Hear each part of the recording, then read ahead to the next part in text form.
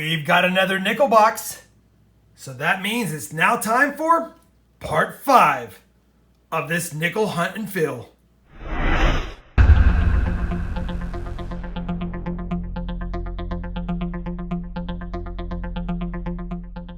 Hey everybody, it's Rob with Rob Finds Treasure, and that's right, we are now on part 5 of this nickel hunt and fill. Now, if you haven't watched any of this series yet, please make sure you check out the playlist linked down below in the video description or even up here so that you can get caught up before we show you what's up with this album.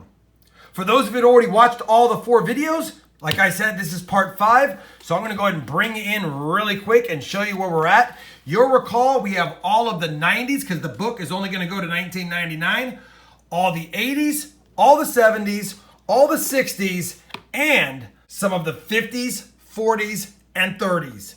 There's quite a few that we still need, of course, that are key dates and semi-key dates, and we only have 1 war nickel so far, but there's also a few other ones that aren't key or semi-key dates that we haven't found yet, like a 1951P, a 49P, a 41D, and others. That being said, it's going to get increasingly more difficult to do these hunt and fills and find items for the album. As it stands right now, push that guy back in, we are 110 of the 138 spots filled, so we have 28 more spots.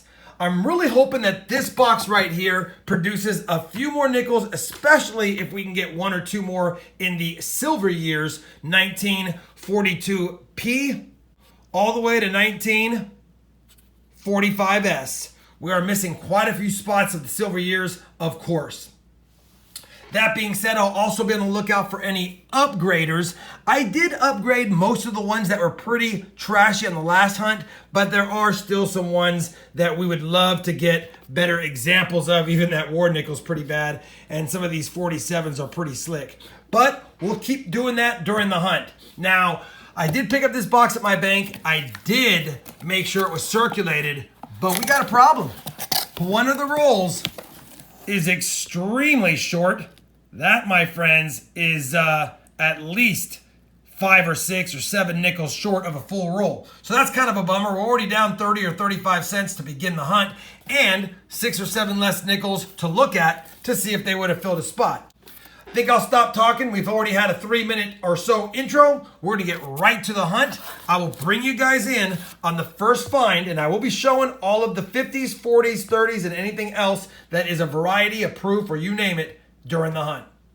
I'll see you on my first find. Roll number 1 of the box will yield a find. It is a 1957. We already have that year and in nice conditions, but this was a 57D. Gets us started. 1 find, first roll. Roll number 4, got another 50s nickel, and this one's another nice one. It is a 1958 Denver. Maybe it'll upgrade.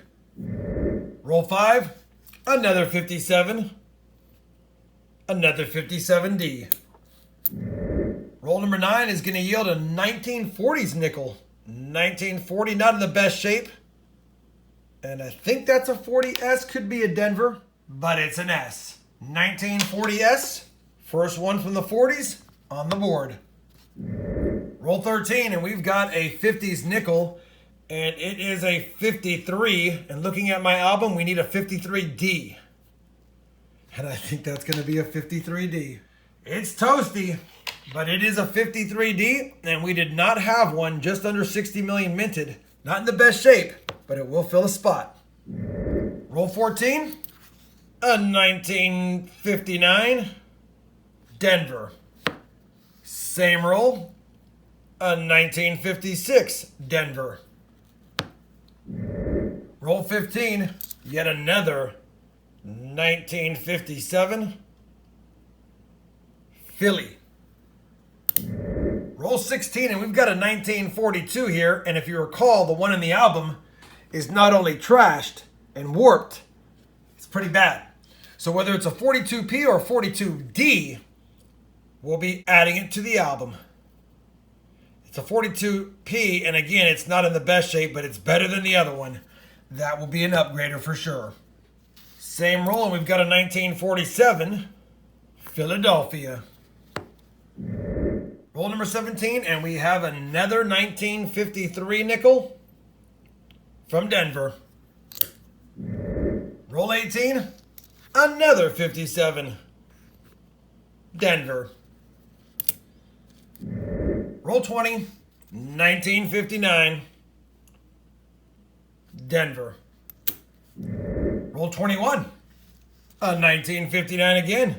Not in bad shape, might be an upgrader. And it's a 59p to boot. We'll take it. Roll number 24, and you guessed it, yet another 1959 Denver. Same roll, another 59 Denver. Roll 25, almost an ender, opened it, flattened it out, and we've got a Buffalo nickel with a 1952 right behind it pretty much. Let's take a look at this Buffalo. Ooh, it is slick, no horn. Really slick. No mint mark. Let's just make sure if my eyes are deceiving me or not. Yeah, no mint mark. Definitely some damage on that E. Oh, that's going to be tough. Let me use my loop. See if I can take a look at that and get a date. If not, you guys know the drill. I will nick a date it and bring it back, but I think I see a little bit of detail, so I'll take a close look at that. So before I nick a date it, I figured I would get your guys' opinion. I think I see a 3 at the end. I know I'm shaking, but I'm zoomed way in. So this is either a 1923p or a 1913p, and judging by the shape of everything, I'm going to guess 1913 type 2. Philadelphia. That's my best guess. We're going to call it a 1913 type 2 Buffalo nickel found in the box. I forgot. We also had a 1952 a few coins back. So let's go ahead and take a look at this one. For 1952, I need an S. And that's a Philly. Well, maybe it'll upgrade either way. Still on that same Buffalo roll, and we've got a 1956 Denver as well. Roll number 28, and we're going to have another 1940 nickel, and this one is a Philadelphia. Same roll, and we've got another early Jefferson, and this one is a 1952 San Francisco, and we don't have that one. Now we do. Roll number 36, and we're going to have another Buffalo because I just opened the roll, flattened them out, and I saw this brown one, and when I went to pull it up, it caught the one in front of it, and I saw a Indian head face on it, so I knew it's a Buffalo nickel, but I never finished checking this one first, and that's just a 1959 Denver. We have found lots of those, but I did see this one, and it looks terrible, but there is a date. I can't tell if that's 1919.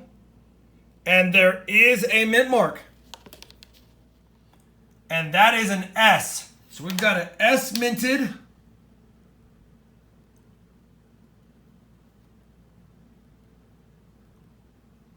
I think that's an S minted 1916. Based on this hook right here, it's got to be a 1916. The 5 is straight across with a little bit of a serif right there, and this one looks like it comes down.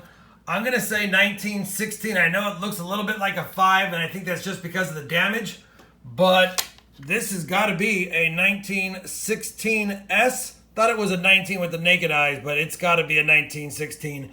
And unfortunately, I was excited for a second because the 1915S is a semi-key date. The 1916S is not, and even in this condition, even a semi-key date wouldn't fetch much at all. But it's got a legible date and a legible mint, so it would have been a little bit more than a few bucks for sure.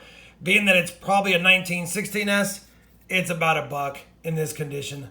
Man, nice to see Buffalo nickel number 2 with 14 rolls left. Not fines for the album, but fines for the collection. I'm freaking out because I'm super excited. This has not happened in quite some time. I was going through the roll, pushing in my hand. I just dumped those out of my hand because we've got another Buffalo. Buffalo nickel number 3 and second in the same roll that we just were on. 1936. Probably going to be a Denver. And no, it's a 36p. 1936p Buffalo nickel. Buffalo nickel number 3. Tatankas are loose. Roll number 37. Right back on the early Jeffersons. This one's a 1958. Can it be the Philly that we need? It is not. 58 Denver. But I'm still excited. I got 3 Buffalo nickels already in the box, and it's been a while. I know this is a hunt and fill for the Jefferson Nickel album, but Buffalo number 4 of the box, roll 39.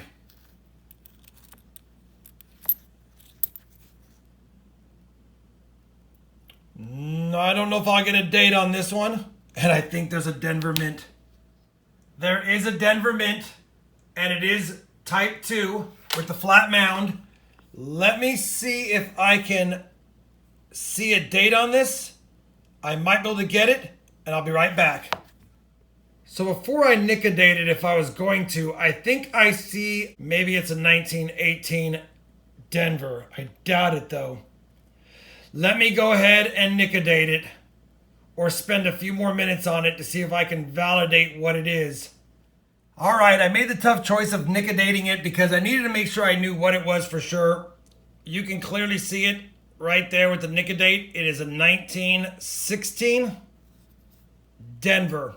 1916 Denver, not exactly a key or semi-key date, but it is a better date. And then because I had the nickadate out, the one I thought was a 1913, I went ahead and nickadated that. That's a 1917, so I'm glad that I nickadated it because I thought I saw the top of the 3, but it could have been the top of a 7, and it was. So we got a 16D, a 17P, a 16S, and a 36P. 4 Buffalo nickels in the box with 11 rolls to go. Roll number 40 is going to have a couple of finds because we just encountered a 1956 Philly, and I saw a 56 back here poking up as well when I flattened them out. And that's a 56 Denver. Roll 41, our first from 1954, and it's a Denver. We're on roll number 47, which was the short nickel roll that you saw at the beginning of the video. I was laying them out and counting them. We're going to have 31 nickels, so I was shorted 45 cents in the box in that roll. But I bring you in because in counting and sorting them, we did have a 1939 nickel in there. Now, I've only been finding Philadelphia's. Be nice to get a key date here, DRS. Let's flip it and see. And it's going to be another Philadelphia, but is it a DDR? And it's not going to be a DDR. It's just another 1939P. We'll check it against the album to see if it upgrades. But man, I'll take a 39P in a short roll, although I don't like having short rolls. Roll 49 is going to have a 48. Not in the best shape, but we already have all the 48s anyway. And this one's a 48 Denver. Well, the box has been hunted, and you know what? It was a good box. At the end of the day, 4 Buffaloes is a great score. We got an 09D, and I did pull out some 60s, 70s, and 80s coins to check against the album that are a little bit nicer than might what be in there. We'll have to take a look to see. And then, of course, I got my 50s and my 40s and that 139P set aside. Let me do this. Let me update any of the more modern stuff, and then I'll bring you back in for an album look, and then we'll see how many of these we add or upgrade in the 40s and 50s. So for the modern stuff, I think that 1989D is slightly better than that one, and that 83P is most definitely better than that one. And then the 72P is better than the one I had in there, and the 71D is a slight upgrade. We had a nice one, but it's a little bit nicer on the reverse. So I'm going to update those 4, and then I'll bring you back for what I update in the 50s. So in the 50s, we're going to update the 58D.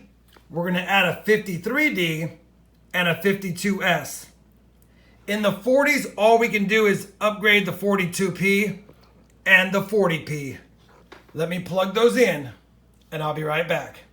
All right, we've got the album updated. We only were able to add 2 nickels to this album, which now puts us at 112 out of 138. So we only found 2 that we didn't have, but we did upgrade a handful, and that makes me happy. We've got some better nickels in the album, making the album look a lot nicer.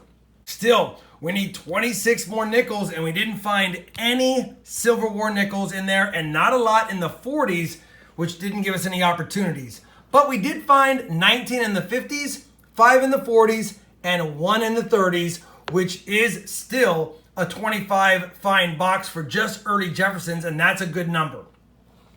We added an 09D, not in the best shape, but honestly, despite it being a hunt and fill series, we are actually super excited about finding a Buffalo Herd in the box.